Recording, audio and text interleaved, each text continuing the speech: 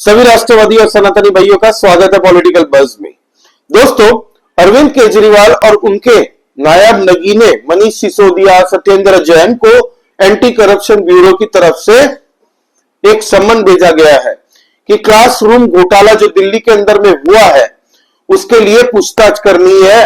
तो अब आप लोग आइए, आपको बता दूं कि दिल्ली से चुनाव हारने के बाद में ये लोग गायब हो चुके। ये तीनों, अरविंद केजरीवाल, मनीष सिसोदिया, सत्येंद्र जैन, पंजाब में जाके इन लोगों ने डेरा डाल दिया। वहां पे प्रभारी बन चुके हैं मनीष सिसोदिया, सह प्रभारी बनाया सत्येंद्र जैन को, और अरविंद केजरीवाल राज्यसभा की सीट की फिराक में है। आपको बता दूं, ये तीनों के तीनों नगीने जो है आम आदमी पार्टी के, तिहाड़ में थे, बेल पे बाहर है लिक्विड स्कैम घोटाला में। अब ईडी और सीबीआई उस केस की भी जांच आगे बढ़ाने के लिए गुजारिश कर रही है कोर्ट को कि हमें आप फिर से ट्रायल शुरू करने की परमिशन दीजिए, क्योंकि कितने टाइम तक ये लोग बेल पे बाहर रहेंगे भाई। फिर ये तीनों दिल्ली चुनाव में भी खड़े हुए थे, जंगपुरा से मनीष सिसोदिया, सत्येंद्र जैन सकूर बस्ती और अरविंद केजरीवाल न्यू दिल्ली सीट से। तीनों के तीनों हार गए चुनाव और पंजाब में जाके डेरा डाल दिया वहां पे बचने के लिए, क्योंकि चीफ मिनिस्टर रेखा गुप्ता जी जब बनी थी चीफ मिनिस्टर, तब उन्होंने कहा था कि दिल्ली के जनताओं के जितने भी पैसे लूटे हैं इन लोगों ने, इनके हलक में हाथ डाल के हम लोग निकालेंगे और इनको पूरी सजा दिलवाएंगे। इसीलिए ये लोग भाग गए दिल्ली छोड़ के। उसके बाद में दिल्ली का मुंह नहीं देखा। बीच बीच में एक दो दिन के लिए वहां पे अरविंद केजरीवाल दिख जाता है, फिर पंजाब भाग जाता है। अब दोस्तों, ये जो मामला है दिल्ली क्लासरूम घोटाला, इस पे हम चर्चा करेंगे कि ये घोटाला कैसे किया है। 2000 करोड़ रुपए का एस्टिमेशन लेके चलिए कि 2000 करोड़ तक का अनुमान लगाया जा रहा है घोटाला किया इन लोगों ने। तो ये कैसे किया है ये भी समझने वाली बात है।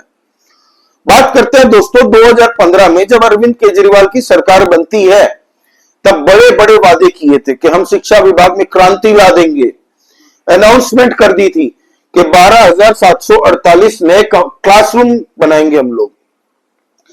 हालांकि इसके लिए जो टेंडर निकाला, वो टेंडर भी अपने ही लोगों को दिया है। क्लासरूम बनाने के लिए इन्होंने अपने ही लोगों को बनवाने के लिए दिए। अब ये जो क्लासरूम घोटाला है, जो एक रिपोर्ट निकल के आई है, मैं आपको बता दूं कि केंद्रीय सतर्कता आयोग की एक रिपोर्ट आई है।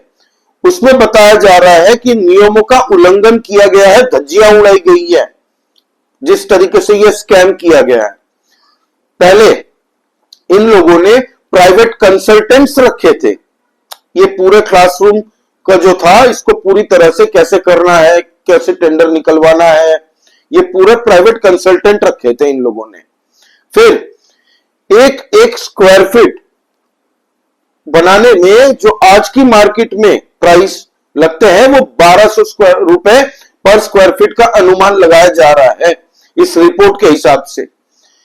मनीष सिसोदिया की सरकार, जो आम आदमी पार्टी की सरकार ने बिल कितना थमाया पता है? 2292 रुपए पर स्क्वायर फीट।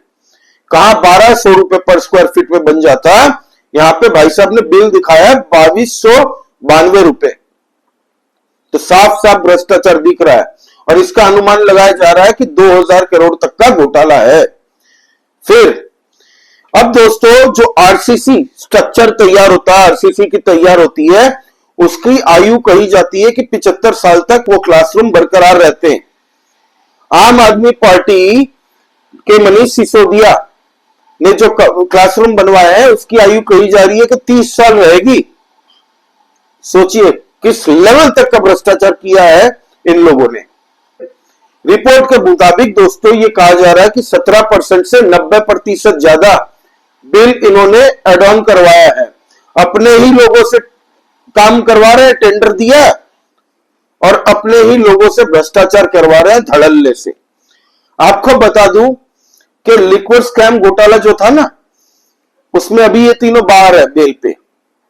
ये फिर से उस केस में भी जा सकते हैं, लेकिन एंटी करप्शन ब्यूरो ने पूछताछ के लिए बुलाया जब इनको, तो इनको एक एक पाई का हिसाब इसमें देना पड़ेगा, बचेंगे नहीं। ये ओपन एंड शट केस है एक तरीके से।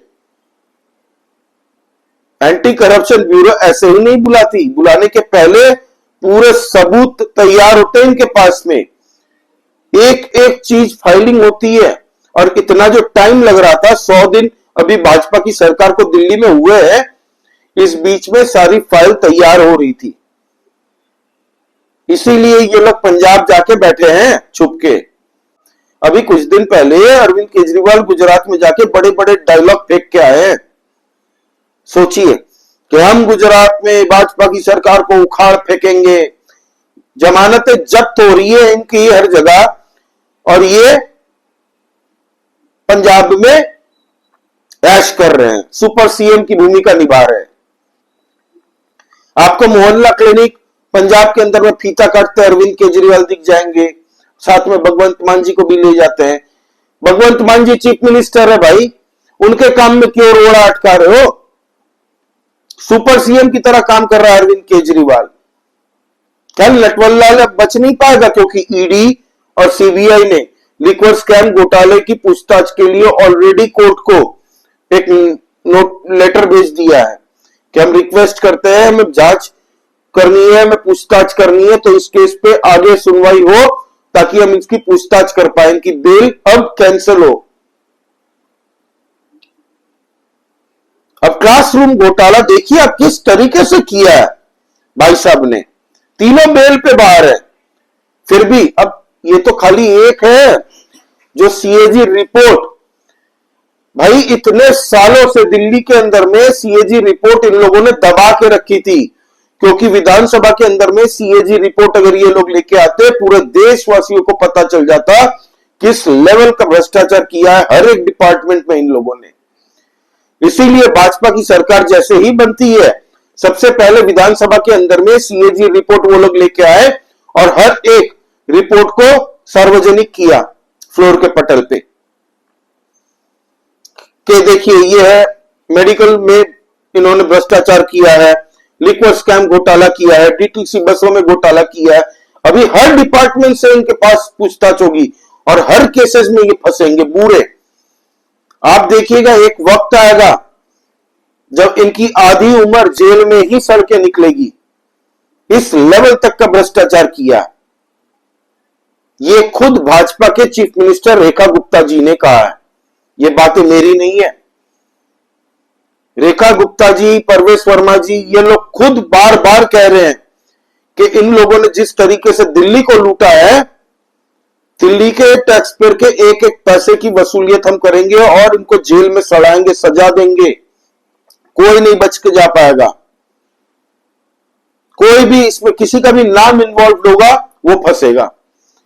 एडवर्टीजमेंट में कितने पैसे खर्च किए हैं अरविंद केजरीवाल ने मनीष सिसोदिया के एजुकेशन विभाग को दिखाने के लिए। न्यूयॉर्क टाइम्स, वॉशिंगटन जर्नल, हर जगह जैसे अपने पॉकेट के अपने बाप के पैसे हो, इनके दिल्ली के टैक्स पेयरों को पैसे से एडवर्टीजमेंट कंपनीज को, न्यूज चैनल्स को, सबको जबरदस्त पैसे दिए जाते थे ताकि कोई न्यूज में इनके खिलाफ ना बात करे। और किसी भी मीडिया वाले की हिम्मत नहीं हुई कि जाके शिक्षा विभाग एक्सपोज करे मनीष सिसोदिया का दिल्ली में, जब उस वक्त में था कोई नहीं जाता था। कभी आपने देखी कि दिल्ली के सरकारी स्कूलों की फोटोज, वीडियोज? नहीं। इस तरीके से मीडिया को चुप रखते थे ये लोग। जैसे ही कोर्ट ने फटकार लगाई, तब बाद में भाई साहब पंजाब के सरकार के द्वारा इन लोगों को एडवर्टीजमेंट देते थे। दिल्ली के चुनाव के वक्त में भी आपको हर 5 मिनट के बाद में पंजाब आम आदमी पार्टी की सरकार के एडवर्टीजमेंट दिखते थे टीवी में। सोचिए, हालांकि जितने भी मोहल्ला क्लिनिक से लेके वाटर टैंकर माफिया से लेके जल बोर्ड में, डीटीसी बसों पे, हर एक मुद्दे पे इन लोगों को नोटिस जाएगी और बकायदा पूछा जाएगा कि ये भ्रष्टाचार कहां किया है, क्यों किया है, और उसके बाद में ये लोग बच नहीं पाएंगे। फुल प्रूफ भाजपा ने प्लान बना लिया इन लोगों को एक्सपोज करने का। और आने वाले टाइम में अब आम आदमी पार्टी के लिए दोस्तों एक डार्क फेज जा रहा है। आप देख लीजिएगा, इतना बुरा वक्त शुरू होने वाला है ना। अरविंद केजरीवाल और उनके नौरत्न जो है, जितने भी भ्रष्टाचारी लिप्त हैं, उन पर आरोप लगे हैं, वो बच नहीं पाएंगे। लिक्वर स्कैम में अलग से पूछताछ होगी, अब एंटी करप्शन ब्यूरो इस मुद्दे पे पूछताछ करेगी। अब उसके बाद में कोई तीसरा मुद्दा आएगा, हर डिपार्टमेंट से नोटिसेस जाएंगी, पूछताछ के लिए बुलाया जाएगा इन लोगों को। तो ये है दोस्तों पूरा मुद्दा। आपका इस बारे में क्या कहना, प्लीज आप कमेंट करके बताइए, लाइक कीजिए इस वीडियो को, और दोस्तों प्लीज सब्सक्राइब करिए। जय श्री राम सभी सनातनी और राष्ट्रवादी भाइयों को। जय हिंद, वंदे मातरम।